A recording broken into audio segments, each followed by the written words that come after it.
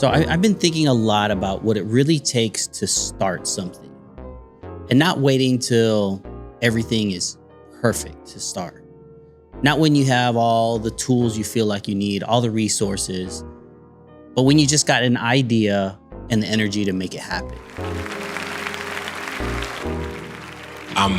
I've always been a figure it out type of guy. Even when I was a kid, I couldn't screen print t-shirts, so I went to Office Max and bought the iron-on stuff and saved money up to buy the good ink. Yep. Printed those designs, ironed it on a few t-shirts, sold those, would do that to garner up enough money to actually get the first one screen printed.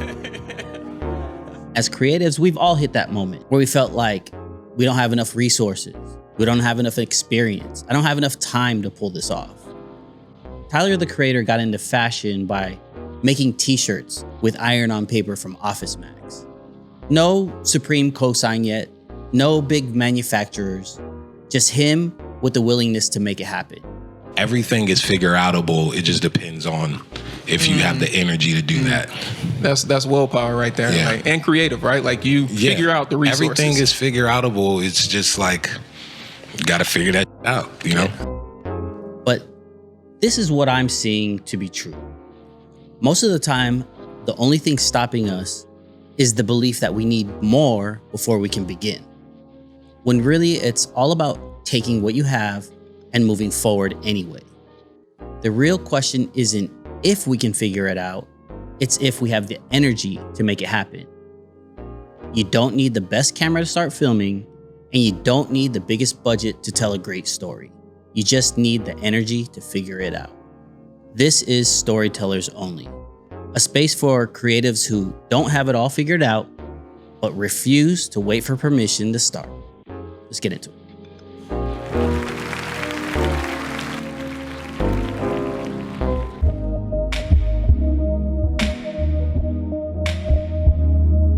Painkilling every day, shit is more than just a pill now. I get a bit proud. Wanna share this with my peers, but it feels like the pill down. I just pressed on the pedal, but I think that I'm shifting out my gears now. Shifting out my gears now.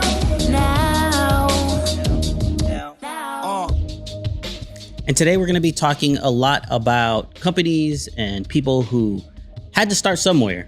They had the guts and energy to get started and have built some monumental things. First, I want to talk about the Blackmagic app. So I had to bring this up if you haven't used it yet, because I kind of discovered this somewhat recently. Blackmagic has a camera app that basically turns your smartphone into a pro cinema camera. And it might be the best app out right now. You get full manual controls, just like Blackmagic's real cameras, frame rate, shutter angle, ISO, white balance. You can import LUTs, control audio, and even sync footage straight to DaVinci Resolve in real time with Blackmagic Cloud. According to users, the app runs super smooth, but some have reported issues with storage, where it says their phone is full even when it's not. Annoying, but not a deal breaker. So is this the best pro camera app? Honestly, yeah, I think it is. I've seen it a few times in action, and it's great. It's free, it's powerful, and if you're serious about shooting on your mobile device, you have to have this app. But what do you think? Anyone out there use it yet? Leave a comment below. Let me know how you like this. Okay, so there was just some big Apple announcements, and I want to talk about how Apple just dropped the new Mac Studio with the M3 Ultra chip, calling it its most powerful Mac ever. And yes, it is a beast. Insane speed, 8K video rendering, massive memory. If you're running a full production studio, this thing is a powerhouse. But this is the question I want to ask. It's a beautiful machine, but as video editors, contract video editors like me and you, do we really need desktops anymore? The M3 MacBook Pro is already faster than the old M1 Ultra Mac Studio, and it's portable. You had a built-in screen, a keyboard, all in one. Meanwhile, a fully loaded Mac Studio is going to cost you about $7,000. A MacBook Pro is about $3,200, brand new. So I love the machine. Someday I want to get one. But my advice is, unless you're working on Hollywood level VFX, a laptop is really all you need for now. So what do you think though? Are desktops still needed in the work that you do? Drop a comment below. Let me know if I should buy this right now. Okay, we've been talking about Sony. I'm gonna talk about Canon today, okay? They have an announcement coming up, and Canon has some big decisions to make. The EOS R6 Mark III is rumored to drop in May, and Sony is just waiting to see what they do before making their next move. The R6 Mark III is expected to have a 24 megapixel stack sensor, faster processing, a better autofocus tracking, plus dual CF Express Type B slots. But here's what I think. Sony's holding back on their own announcements to see what Canon brings. If the R6 Mark III is a hit, Canon stays in the lead. If not, Sony's got to outdo them. So Canon, what is your move in this camera chess game? What do y'all think? Leave a comment below. Who are Sony shooters and who are Canon shooters? Leave a comment below. Let me know. All right, if you are a fan of underground hip hop and you're old like me, you'll like this next story. MF Doom's estate just dropped a new merch line called the Notebooks Collection, featuring his recovered notebooks after a legal battle. The designs showcase his handwritten lyrics and iconic mask, giving fans a rare glimpse into his creative process. But not everyone is feeling it. Some say it's a dope tribute, letting people connect with Doom's artistry. Others think it's a little too soon, questioning why something so personal is being turned into merch, basically. MC Paul Barman defended it, saying if Doom were still here, he'd be touring and making money, and this helps support his legacy. So what do y'all think? As Doom heads, are you happy? Are you gonna get the shirt? Do you think it's too soon? Leave your comment below.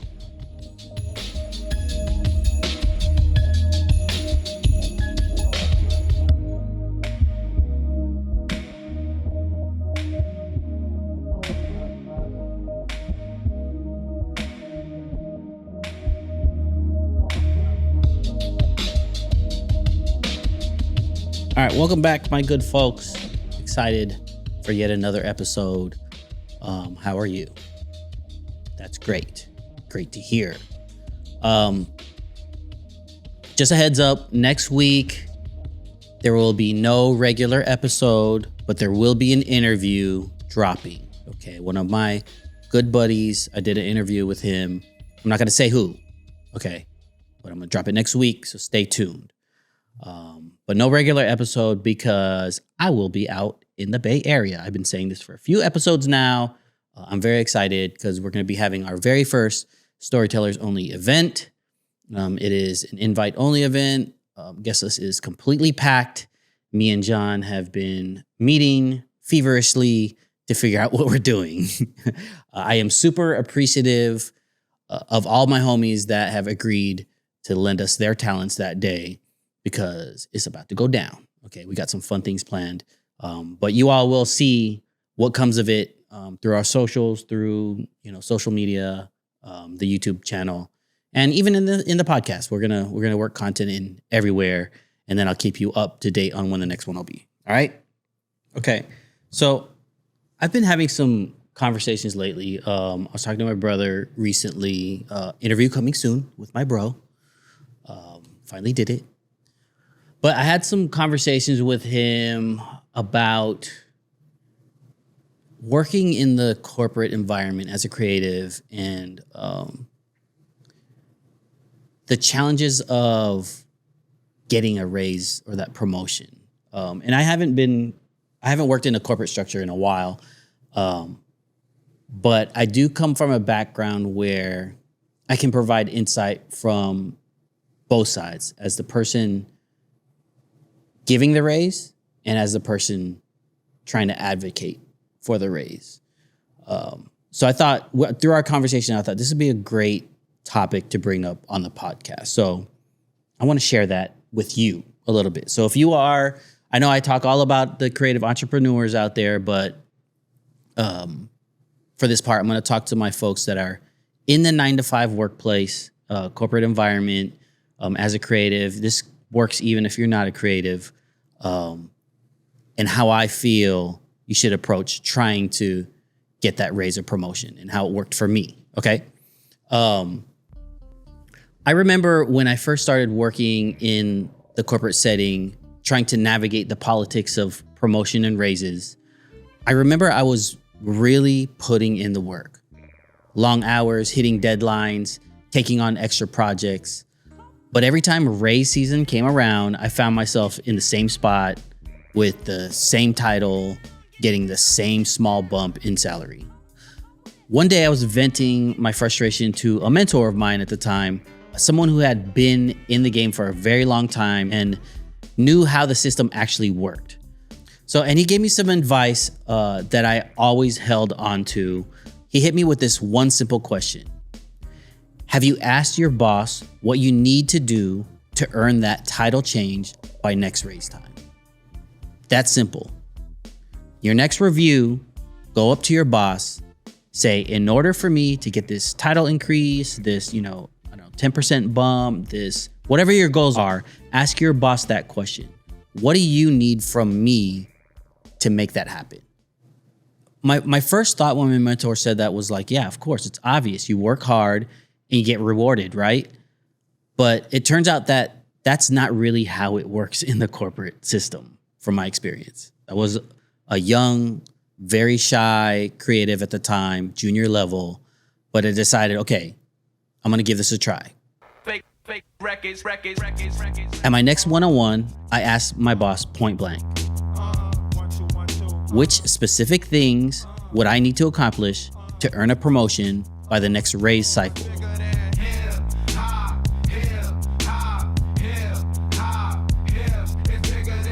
And what's funny is that at first my boss looked kind of puzzled. She was kind of caught off guard, like nobody's ever asked her that so direct before. But then after the pause, she laid it out for me. Clear expectations, tangible goals, her goals, not just work hard or be a team player or keep doing what you're doing, but actual measurable things.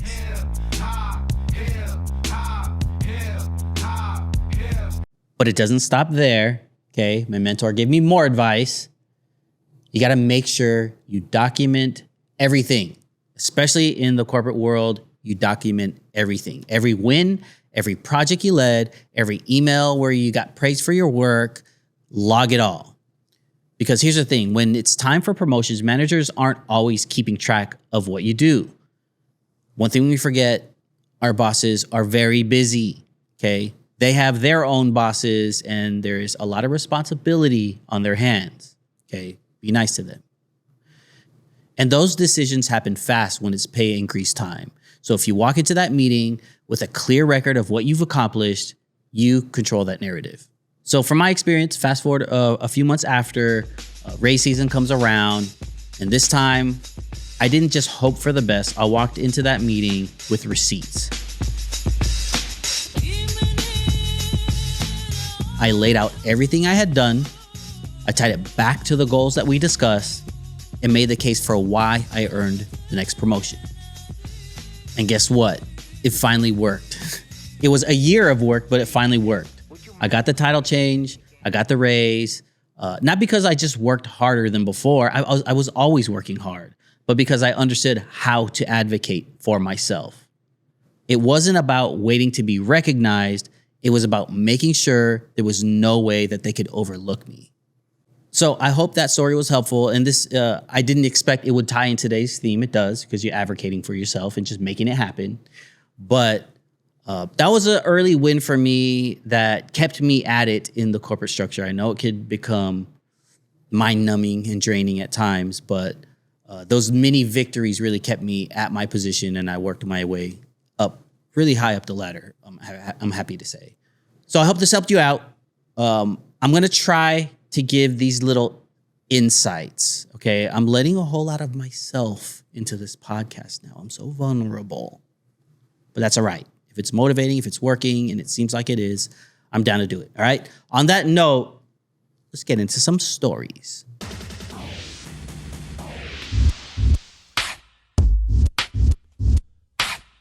I apologize. I'm very late on this. So all of my mobile videographers, don't kill me. Okay. I had to talk about this because the thing is so cool and I want people to know about it at the very least. If you are an iPhone shooter or if you own a camera, but you want to use your iPhone as a second camera, this could be a really handy trick for you, okay? It's not even a trick, it's an app, okay? The Blackmagic Camera app. This thing is basically pro cinema packed into your phone. Full manual controls, professional codecs, and it even integrates with DaVinci Resolve. It might sound crazy as an integration to your full, cinema camera lineup. So is it actually capable of doing these real world productions? First off, the interface feels like a Blackmagic cinema camera. You get full control over frame rate, shutter angle, white balance, and ISO, all laid out like they're pro cameras. If you've used a Blackmagic camera before, this will feel exactly the same. But even if you have not used a Blackmagic camera before, the menus are easy. You can pick it up pretty quick. I feel it's way more intuitive than most built-in phone camera apps. To adjust settings, simply tap on the corresponding controls, and on-screen controls will become available. You can select your preferred lens by accessing the lens control. The types of lenses available here depends on your iOS device. Now we're using the iPhone 15 Pro Max here, so you'll find options such as the 13mm, 24mm, 120mm telephoto, or even the front-facing camera. An essential step in your shooting process is managing exposure and focus. You can have the app handle exposure and focus automatically by tapping on the point you wish to expose and focus on. Alternatively, you can lock the exposure and focus points to specific areas on the frame by tapping and holding, which activates the AEAF lock indication. We'll turn this off for now. Now suppose you'd like to focus your lens manually. Head to the focus icon, and if autofocus is engaged, disengage it, and slide the control to set your focus manually. If you'd like the app to regain control of focus, just tap on the desired point of focus, and it will adjust accordingly. In addition to manual focus, you can also control exposure manually by adjusting ISO and exposure compensation settings. Simply go to the stabilization icon and choose between standard, cinematic, and extreme levels of stabilization, or you can turn stabilization off. And the Blackmagic Camera app can choose how much stabilization you want applied.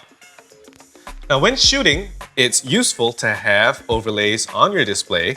Simply go over to the overlays icon, and we can turn on zebras, and this will show you areas of the image that have an excessive exposure level. Focus Assist helps to highlight parts of the image that are in focus. There are also frame guides that help you frame up your image for different aspect ratios, such as 2.4:1, or even vertical resolutions such as 9:16, 1:1, or 4:3 for social media. False color overlays help you to determine exposure by representing different exposure values as different colors. The LUT icon allows you to turn on a lookup table so that you can preview what your shot will look like after it has been color corrected. Now you can also clear the heads-up display by swiping up or down with your finger. Okay, so let's talk performance, okay? This thing does not fail, according to users. No crashes, no glitches, even when pushing the settings. It gives you full pro quality video on your phone. Plus the app lets you import your own LUT so you can get a cinematic look while you're shooting. There's even control for what audio source you use. You can use the built-in iPhone, or you can get an external mic and adjust all the settings manually. The fact that you can shoot, color, and control audio like a real cinematic camera on your phone is definitely a game changer. Here's a few of the features from Blackmagic's most recent update for iOS 2.1. In this update, we've enhanced stability, refined our user interface, and added some new features that will make shooting videos on your mobile device easier than ever. There's a range of new functions using the camera control on iPhone 16. With camera control, you can directly launch Blackmagic Camera so that you can start recording within seconds. Camera control lets you quickly access common camera settings all in one place. To bring up the overlay, lightly press camera control twice. Swipe in the interface or slide your finger on the camera control to scroll through different settings. Lightly press the camera control to select the setting you want and then slide to adjust that setting. When logging into Blackmagic Cloud, there is now a Login via Web button that will take you directly to the Blackmagic Cloud web interface. For organizations, you can log in using the single sign-on. Simply select Login via SSO for a quick and easy way to access your organization's server. You can now access bitrate options when recording in H.265 and H.264 codecs, so that you can really customize the settings you need depending on the quality and size you want your files to be. iPhone 16 Pro models will also see even better performance, so you can get incredibly high quality and super slow-mo videos. We have improved the camera overlays so it's clearer to see what settings you have chosen. When you have off-speed recording or time-lapse recording selected, you will now see new indicators on the screen, as well as on the record button, making it easier to know that you are recording with the right settings. While recording off-speed clips to achieve slow motion or fast motion, all captured audio will now be recorded into the off-speed clip so that you don't miss a thing. The Blackmagic Camera app now supports dock-compatible iPhone accessories, so you can intelligently track a subject and create more dynamic and exciting videos.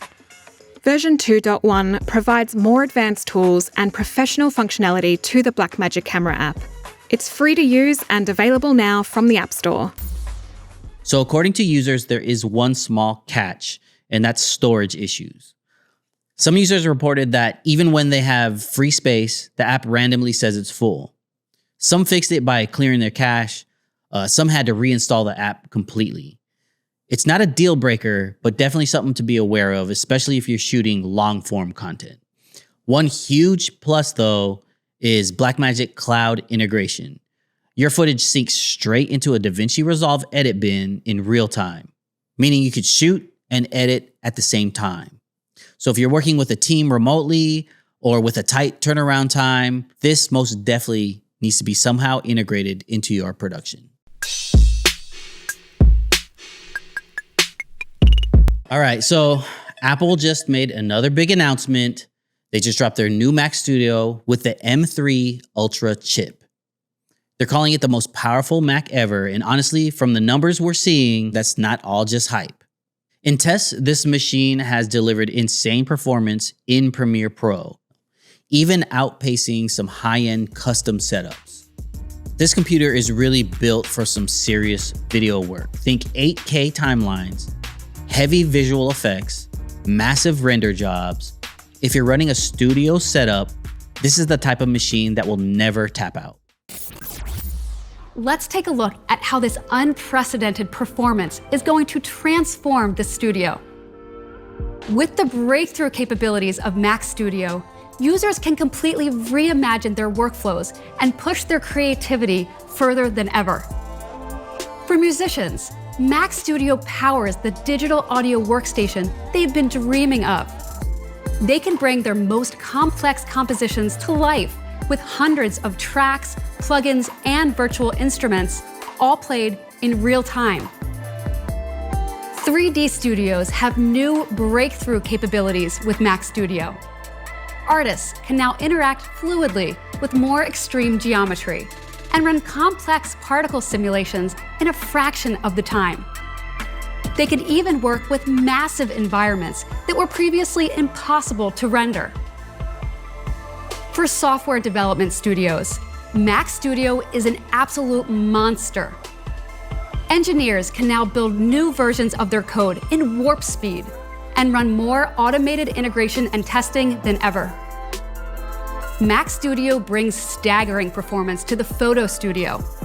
Photographers can capture and edit huge gigapixel images composited with hundreds of layers, and export final images for publish in a flash.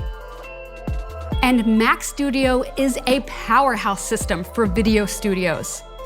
Colorists can add more corrections to their project while maintaining fluid playback. Editors working on multicam projects can play more streams of 8K video than ever before. And encoding video for final delivery is faster than ever. Okay, this machine sounds amazing, right? But here's the real question that I want to pose to you all. Okay, do we still need desktops? Does your average video editor still need a desktop computer? Because here's the thing. These M3, M2, M1 laptops have gotten ridiculously powerful. The M3 Max MacBook Pro has already been tested to outperform the old M1 Ultra Mac Studio in almost every metric. And the difference is the MacBook Pro is portable. It has a built-in screen and keyboard. You can work from anywhere. Meanwhile, the Mac Studio, it sits on your desk and you're locked in. You need to have a monitor, keyboard, mouse maybe, magic pad, whatever. Whatever your preference is, you need to add those accessories. So I'm not saying that the Mac Studio doesn't have its place. If you're working on a huge multicam project, visual effect heavy work, or running a full production studio, this thing is a beast. It crushes 8K rendering in Final Cut Pro and Premiere up to 1.4 times faster than the last model. When you compare Mac Studio to our most powerful Mac desktops, the 27-inch iMac and Mac Pro, it takes performance to astonishing new heights. Let's start with Mac Studio with M1 Max. For CPU performance, Mac Studio with M1 Max is up to 2.5 times faster than the fastest 27-inch iMac. And it's up to 50% faster than Mac Pro with a 16-core Xeon processor, our most popular configuration. Graphics performance on Mac Studio with M1 Max is also tremendous.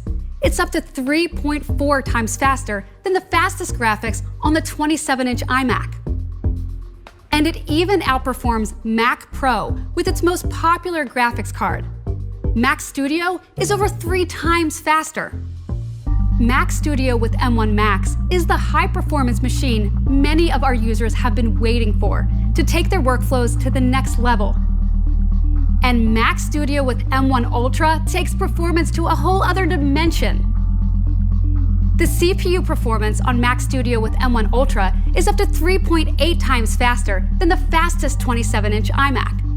And it's up to 90% faster than Mac Pro with 16 cores. We can even compare Mac Studio with M1 Ultra to Mac Pro with 28 cores. It's up to 60% faster. That is incredible. And graphics performance on Mac Studio with M1 Ultra just crushes 27-inch iMac. It's up to a remarkable 4.5 times faster. It even exceeds Mac Pro with its fastest graphics card. Mac Studio is up to 80% faster.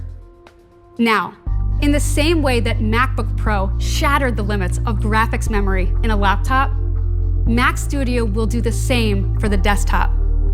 The most powerful workstation graphics card available today offers 48 gigabytes of video memory. With M1 Max, you can access up to 64 gigabytes of unified memory. And with M1 Ultra, you get up to 128 gigabytes of unified memory for enormous graphics tasks. No other graphics card comes close. And when it comes to storage, the SSD in Mac Studio delivers up to a super fast 7.4 gigabytes per second of performance and up to 8 terabytes capacity. Today, more and more cameras are capturing ProRes video, from the iPhone 13 Pro to the Sony Venice Cinema camera. With M1 Ultra's extraordinarily powerful media engine, Mac Studio can play an unprecedented 18 streams of 8K ProRes 422 video. There is no other computer in the world that can do this. Well, let's talk about the price. The M3 Ultra Mac Studio, fully loaded, you're looking at about $7,000. A MacBook Pro M3 Max is going to cost you around $3,200. And it has everything you need in one device. So do you really need a desktop in 2025? For most of us, the answer is no. The MacBook Pro is more than enough, but if you need the absolute top tier performance and a permanent studio setup, the Mac Studio is the powerhouse you're looking for. But what do you think? All my video editors out there, all my folks that do motion graphics, what are you rocking with? Are you still using a MacBook Pro? Have you upgraded to a desktop? Have you always been using a desktop? Let me know in the comments below. Canon. So Canon's EOS R6 Mark III is rumored to be dropping in May, and you know what that means. Sony is watching. Right now, Sony is holding off on their next big announcement, waiting to see what Canon does first. So the ball is in Canon's court. What's the next move, Canon? According to Canon rumors, the EOS 6 Mark III is expected to have a 24 megapixel stacked sensor similar to the one in the EOS R3. That's a big jump in speed and image quality, especially for video shooters. On top of that, it's rumored to include a Digic accelerator. I think I said that right. Kind of like the secondary processor in the EOS R1 and the RS Mark II, which could mean faster burst shooting and overall better performance. Word on the street is that the R6 Mark III is going to take a page out of Sony's playbook, specifically the A7R5.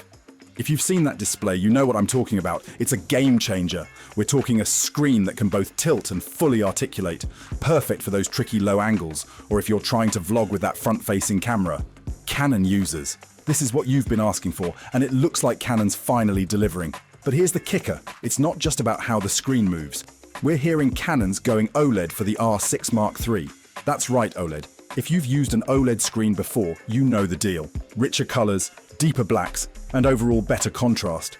Canon's been sticking with LCDs for a while now, but this move to OLED, it's going to make everything look a whole lot more vibrant. Now let's shift gears a bit.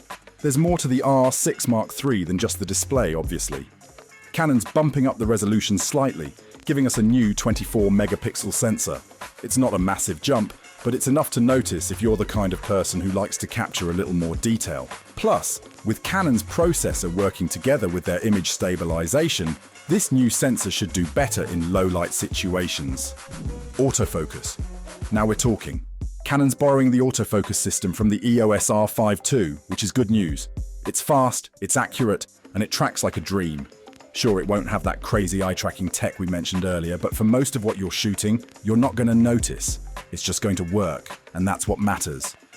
And if you're into video, Canon's not holding back. We're talking C4K at 120 frames per second in Super 35 mode, 6K 30pe, and 4K 60p cinema raw light recording. Whether you're vlogging, shooting documentaries, or need a reliable B-cam for your professional setup, this camera's got you covered. So one of the most interesting rumors is the dual card slots, the CF Express Type B. If it's true, it means Canon is seriously stepping up storage speeds and for pros who need high-speed data transfers. Autofocus is also supposed to get a big upgrade with the subject tracking and recognition from Canon's flagship models, which could put it neck and neck with Sony's best autofocus systems.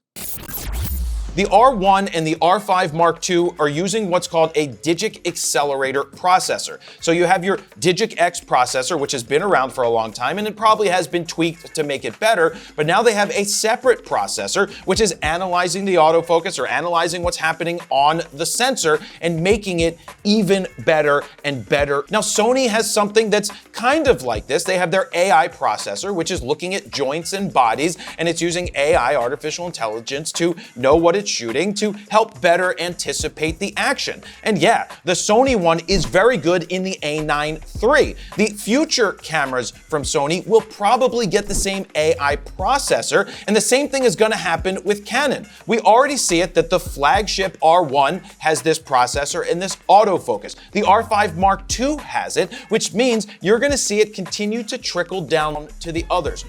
To wrap this up, I want to come back to me saying that the Canon autofocusing system is better than everyone else's out there. I believe that, based off of my real-world experience for the last 10 plus years shooting with every single camera out there, that the current system with the R1 and the R5 Mark II is better than what Sony's A9 III is capable of doing. Now, it's subtle there. The A9 III is the best autofocusing system that Sony has ever created, and that is going to continue to trickle down to their other cameras. The A9 III was ever so probably just as good as the R3, but the R1 and the R5 Mark II, this tech is better than what Sony has, and it's by far better than what Nikon has. Nikon has gotten a lot better. The Z6 III autofocus, much better, but right now, the next generation of Canon cameras, I feel, will be far superior with autofocus than the next generation of Sony's cameras that even have their AI processor. It's going to be close, but I do believe from real-world experience that the Canon has the best autofocus ever in the history of cameras. But again, Sony is waiting for Canon to make their move. They're watching. So if Canon wants to stay ahead, they need to drop something big with the R6 Mark III. If Canon brings an upgraded sensor, fast processing, and insane autofocus, they could put the pressure on Sony in a big way. If not, Sony might one-up them on their next drop and the competitive pricing. This could be a huge moment in the mirrorless game, so let's see if Canon delivers. So what's the move, Canon? We all want to know. What do y'all think? How many Canon shooters out there are sticking to Canon no matter what?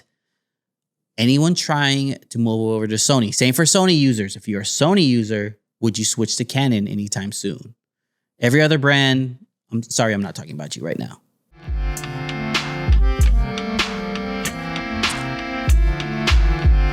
This one's for my underground hip hop community because we've been seeing this topic float around a lot on the socials, and I wanted to talk about it. There's been kind of a controversy stirring up about the recent merch drop from the estate of the late, great MF Doom, inspired by his recovered notebooks. So let's talk about that, okay? To give you some background, MF Doom's estate recently released the Notebooks collection, a limited edition merch line featuring apparel with images of the late rapper's personal notebooks. And these notebooks were the heart of the legal dispute between Doom's widow and his former associate Egon.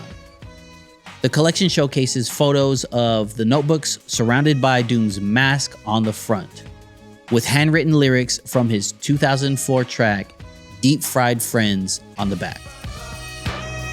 As you call them, they call you when they need something. Trees for the blunt, to G's for the front. I found a way to get peace of mind for years and left the hell alone. Turn a deaf ear to the cellular phone.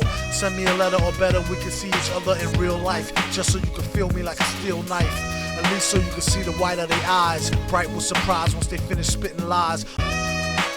So the drop did spark some mixed reactions amongst fans. Okay, some feel it's a meaningful tribute, offering a glimpse into Doom's creative process. Others, however, question the timing and intent.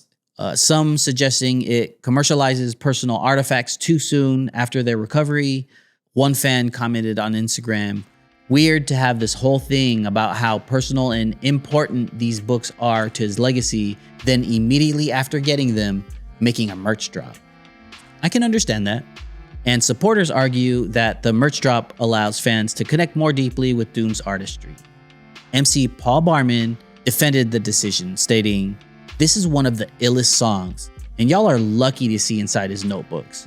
He emphasized that if Doom were still here, he might have to tour to make money, and this merch offers a way to support his legacy. And I see that completely as well. Here's Barman speaking on his experience collaborating with Doom. We were in a studio called In Ya Ear. I think I have the invoice somewhere. And I paid for it with a check. And Doom was like, so is that check gonna bounce? I was like, of course not. We recorded those joints really, really fast. It was fun blowing Doom's mind as a one-take wonder, which I am capable of doing when I'm lucky, but was sort of the result of having demoed it at length and really knowing it. How did you link with Doom in the first place?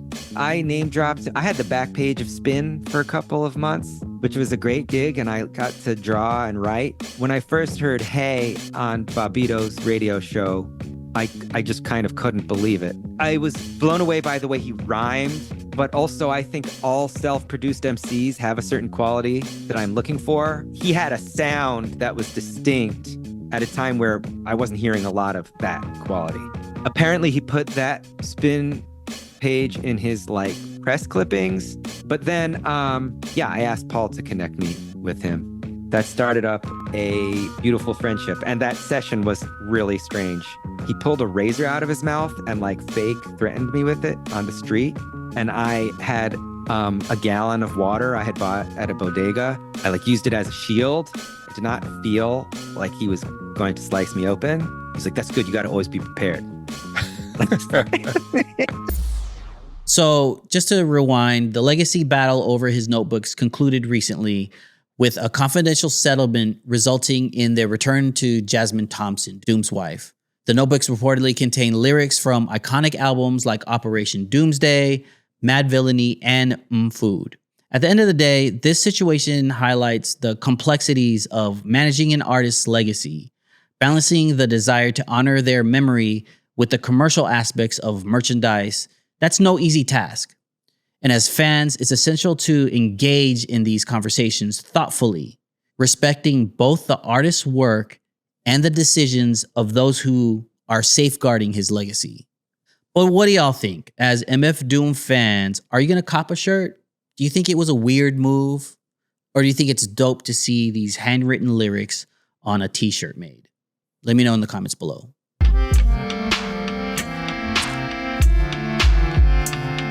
All right, it's almost time to wrap up the show, but we got to bring it back to the theme, figure it out. All right, and I'm going to share, like I told you, I'm going to share my own story of when I had to figure some things out in hopes that it will inspire you to figure out your own respective situation. So when I was first starting Storytellers Only, this podcast, formerly called Rel and Friends, I wasn't exactly sure where it was going to go. I just knew I wanted to create a space where we could talk about creative tech, filmmaking, culture, and the industry shifts happening and how we tell stories. The conversations we have here, they're leading to something bigger. Real events, real connections, real opportunities for creators to link up, learn, and build communally. Is that a word? Communally? Together. Okay? I've always been a figure it out type of guy. Even when I was a kid, I couldn't screen print t-shirts, so I went to Office Max and bought the iron-on stuff and saved money up to buy the good ink. Yeah. Printed those designs, ironed it on a few t-shirts, sold those, would do that to garner up enough money to actually get the first one screen printed.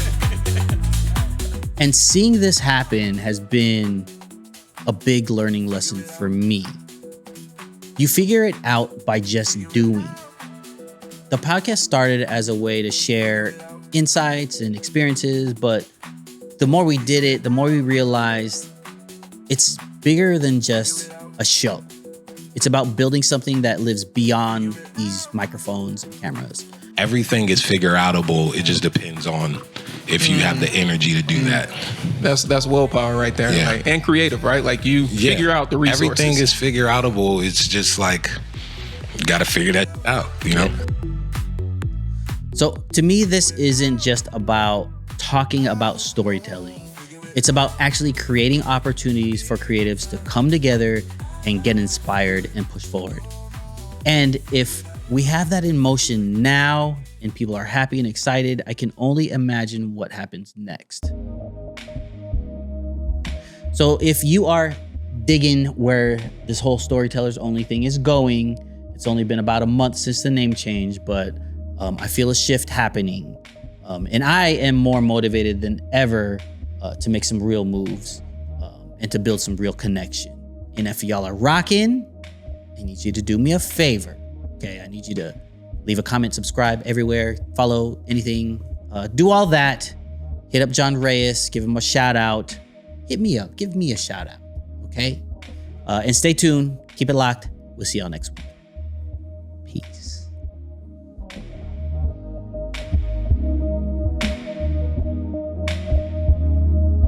Painkilling every day, shit is more than just a pill now. I can't appear proud.